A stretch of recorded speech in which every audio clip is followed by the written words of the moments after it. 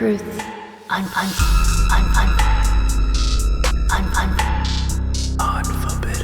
Truth. Podcast. Unforbidden. Truth. Podcast. Welcome to Unforbidden Truth. I'm Andrew. On this week's episode, I'll be speaking with convicted murderer Nikole Flagg. In 2003, Nikole pled guilty to involuntary manslaughter and robbery charges in the shooting death of a man in his apartment. She was one of 3 individuals charged in the case. She was convicted and sentenced to 8 years in prison. A few years after being out on parole, Nikole was charged with killing her 61-year-old mother, Mervina Lowe. Prosecutors said on April 10, 2015, Nikole stabbed her mother multiple times in her home, then stole her cash, car keys, cell phone, and credit cards. Her mother's body was discovered 2 days later after her son called police after being unable to get in touch with her. Nikole was arrested on April 22nd and was charged with aggravated murder and arraigned on $1 million bond. Nikole Flagg was convicted of killing her mother and received a sentence of life without the possibility of parole. Here's my interview with Nikole Flagg. Let's start off with talking about your childhood. Where were you born? Cincinnati, Ohio. Can you recall your first positive memory as a child? Riding a bike, learning how to ride a bike. What about your first negative memory as a child? Can you recall that?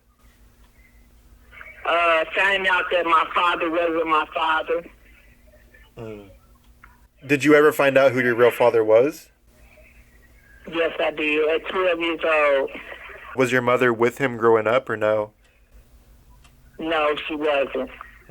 She was with my other father, stepfather. I found out was my stepfather. Were you close with your mom or your dad growing up? Both of them. And I was close to my mom. I didn't get close to my dad till I turned 12. Did you suffer any type of abuse or trauma growing up?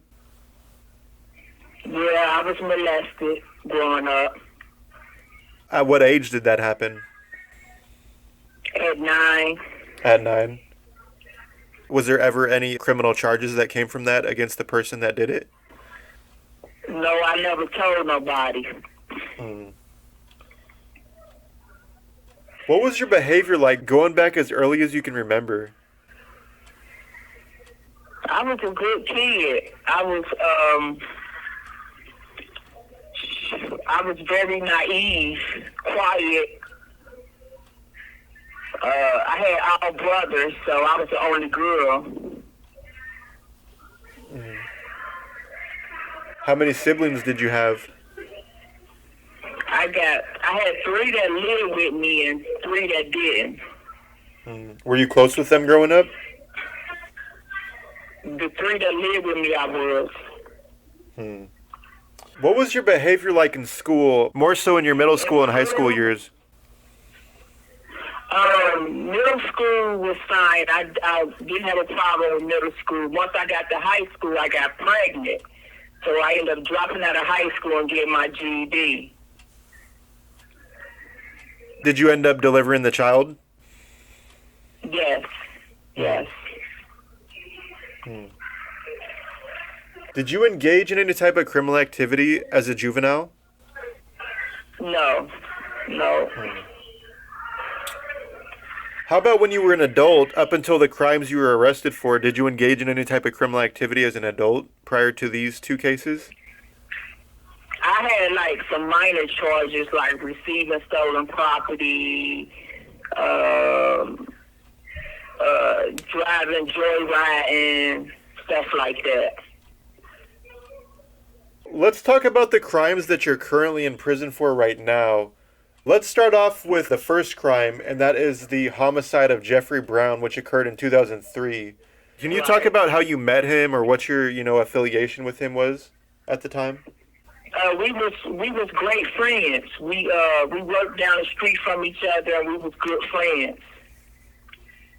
Were you 2 romantically involved, or was it just strictly friends? We was just friends. How did you meet your 2 co-defendants in that case, one being your husband at the time?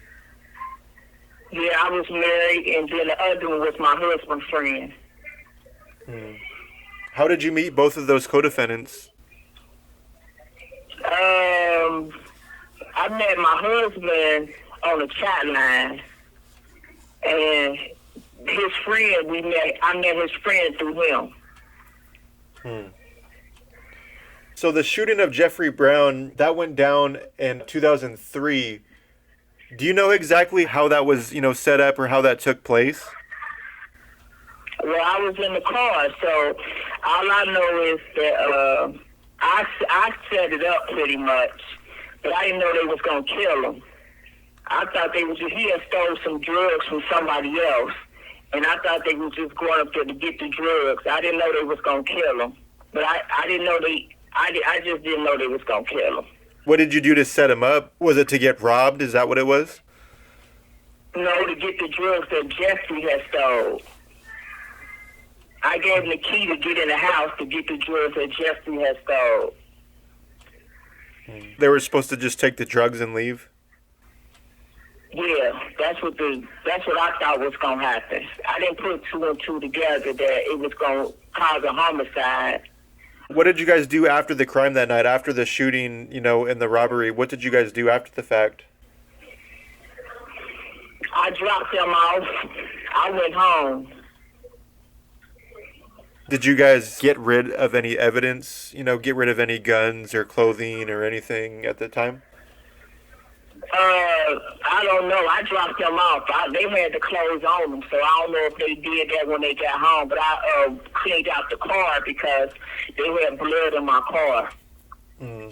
How long after that crime occurred were you arrested? A year. The crime occurred in 2002. I got arrested in 2003. So you were convicted and sentenced to 8 years in prison for your role in that crime? Yes. How did you feel when you were sentenced that first time to prison to 8 years? Devastated, like the world was going to end. And I admitted to what I did in that crime. Do you remember what your co-defendants got? 10 years. They got 10 years apiece. Wow. After you were released, after your first stint in prison, how were you living life as a free woman? I was working. I always kept a job. I lived with my dad when I first got released, and then I got my own apartment. Were you close with your mother while you were in prison as well as when you got out? Yes. She came to see me once a week. She came to see you once a week in prison? Yes. Let's talk about the second crime that you're currently in prison for, which is the stabbing death of your mother. Can you walk me through the events that took place that led up to her homicide and everything that occurred after the fact? Yes. She called me over there to do her hair and her nails because she was going out. I did her hair and her nails, and I left. That's pretty much what happened. And then they said that on a Sunday she was found dead. But I was there on a Friday, and they saying that I was the last one to see her alive. But that couldn't have been true because I didn't kill her. At your trial, investigators were claiming that at your mother's residence, I believe it was, that the area was cleaned with bleach before her body was discovered? No, they said that bleach was poured on her. I'm reading an article here and it says a woman convicted of killing her 61-year-old mother and then trying to cover up the crime scene with bleach was sentenced Monday to life in prison without the possibility of parole. Right. That's why I got the temporary evidence, because they saying bleach was poured on her. But they found my brother's fingerprints on the bleach bottle, not mine. Mine was never found on it. If you didn't do this crime, what do you think happened? Do you think it was your brother, being that his fingerprints were on there, or do you think it was somebody else? I don't know. 3 people had keys to her house, so I don't know. What I did was the day that I did her hair, I did steal her cell phone. I was going to turn it in to Kroger's and get money for it because I did have addiction. So I stole her cell phone from the laundry room. She had went down to do some laundry. As I was leaving, she went down to do some laundry. When I came back, I didn't go back upstairs. I went in her basement to get this furniture out her storage bin that she gave me. I seen the cell phone sitting on the dryer. I picked it up and left. That's how I ended up with the cell phone. That's where they get the robbery from. I admitted to that. Were you in possession of the car keys, the cash, and credit cards too? No, not at all. Not at all. You said that you had an addiction at the time. What were you doing? Were you drinking or doing drugs or? Doing drugs. What were you doing? Crack cocaine. Did that lead to a habit of burglaries or robberies to support your habit? No, I had a job. It's just that I seen that cell phone, and I know at Kroger's, if you turn in the cell phone, they give you money for it. Less than 2 weeks after the stab and death of your mother, you're arrested and charged with her homicide. Was the death penalty ever on the table with prosecution in your case? No. They offered me a plea, but I didn't take the plea. I don't even know what the plea was. My lawyer knew I wanted to go to trial because I figured if I go to trial, I'll be found innocent. So after you were convicted of aggravated murder, abuse of a corpse, receiving life without the possibility of parole, what was your reaction to that? Devastated. I received life without parole because I had a previous manslaughter. They said if you got the same charge, they can add that on to the new charge. I was devastated.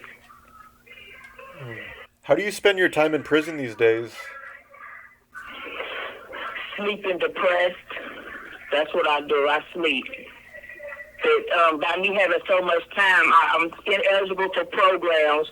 I'm ineligible to get in school, in college. By me having so much time, I'm ineligible to get into groups. So I sleep. Do you do any type of rehabilitation classes or courses or get any type of mental health, services? I deal with mental health services. I can't get in no other rehabilitation, re-entry, or none of that because I got too much time. They take people with the lessest time. Before we conclude this interview, is there anything that you'd like to talk about that we haven't covered yet?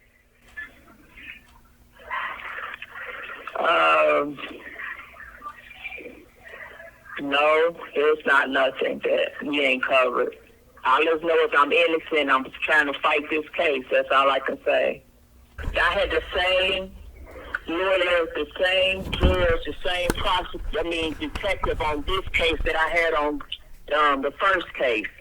And she just knew that I did this. She feel I did it with, I don't even think they did good policing.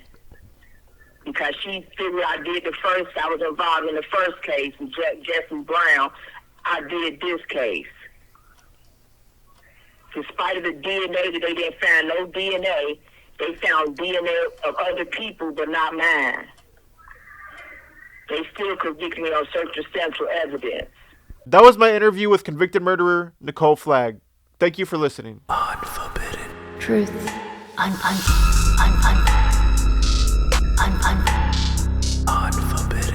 truth. Podcast. Unforbidden truth.